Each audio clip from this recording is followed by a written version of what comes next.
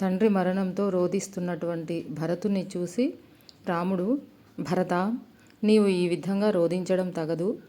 మనిషికి స్వాతంత్రం కానీ తన ఇష్టం వచ్చినట్లు పనులు చేసే సామర్థ్యం కానీ లేవు. ప్రతి ఒక్కరిని దైవం అటు ఇటు లాగుతుంటుంది. ఎంత పోగు చేసుకున్నా ధనం నశిస్తుంది. ఎంత ఉన్నతి పొందినా ప్రతి ఒక్కడు పతనం చెందవలసిందే. మనుషుల పరస్పర సంబంధాలు విచ్ఛిన్నమై తీరవలసిందే. పుట్టినవాడు మరణించవలసిందే.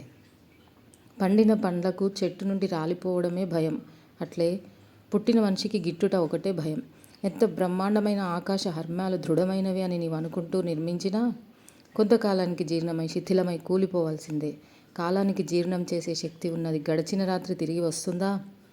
మనిషిని అతని మృత్యు ఎప్పుడు వెన్నంటే ఉంటుంది. అది అతనితోటే కలిసి కూర్చుంటుంది, కలిసి ప్రయాణం చేస్తుంది. ముఖం ముడతలు పడి వెంట్రుకలు నెరిచి శిథిలమైపోతున్న శరీరాన్ని మనిషి తిరిగి సమర్థవంతంగా చేసుకోగలడా? అది ఎవరి వల్ల కాదు. సూర్యోదయం అవ్వగానే పనులు చేసుకుంటూ చీకటి పడగానే నిద్రిస్తూ ఉన్న మనిషి కాలం గడిచిపోతున్నది అనే విషయాన్ని మాత్రం గమనించలేకున్నాడు.